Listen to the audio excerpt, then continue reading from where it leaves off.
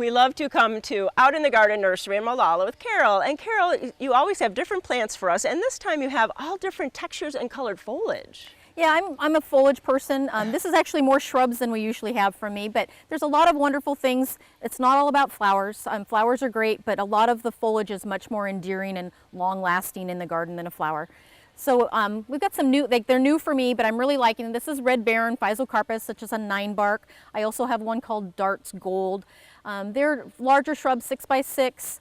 They do have white flowers, but they're fairly insignificant compared to the foliage. And they sometimes do a berry set too, the birds really do like. Nice. And that's pretty. This is a Woodgelia. It will end up with nice, big, bright, trumpety pink flowers. The hummingbirds really like it. But that beautiful foliage all year, and it's black, minor black is the cultivar on that one. It's about a 3-foot high and wide plant. And these are sun? These are all sun, yes. And then you have a whole bunch of elderberry. Yes, I love the lacy. So this is lemony lace, this is black lace. This one's labeled to be about 6 feet, but I'm not going to necessarily believe that. The black lace can easily be 8 to 10 feet. They're lovely. They're fairly drought tolerant once they're well established. They make a great backdrop in the garden. We have a hedge of the black lace. It's a wonderful plant. And when it's in bloom, it's all pink flowers. It's very pink gorgeous. Yeah, this one is white and this one is pink. Carol, what about a shorter sambucas? Because these are kind of big. I have these other ones. These are still, they're compact in the world of sambucas. They're still 3 to 4 by 6 feet tall, but they are a little tighter. You can see this one's laced up. It's a much tighter growth habit. This is Black Tower. It's got the broader foliage, but it's actually a really nice contrast as well. And they take hedging really well. They do. Like, they actually take pruning extremely well. Yeah, very nice. And then this one is a cool one. This is a nice little osmanthus. This is Goshiki. So it's multicolored all season. The new growth actually has some pink and red in it, so it's got multiple colors. They're slow growing. They're drought tolerant, sun or shade.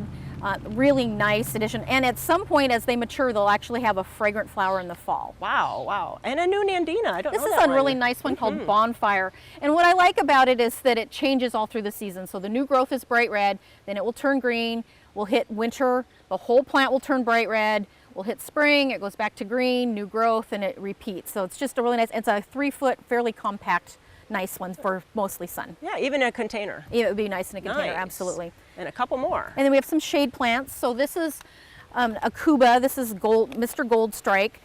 This will eventually be about a 6 by 6 plant. It's evergreen, it's drought tolerant, and it's shade tolerant. So it's a really nice, it's a nice evergreen that will brighten up a dark shady spot.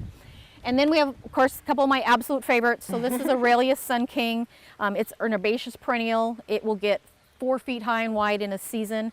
I love to pair it with big blue hostas or some of the big variegated hostas. It's really lovely with that.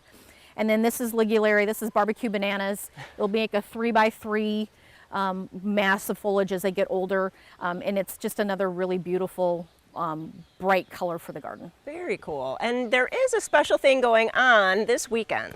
This weekend is our annual Cascade Nursery Trail Midsummer Madness. So all 7 people of the Cascade Nursery Trail will be open. So you can go from nursery to nursery and visit the gardens, great people.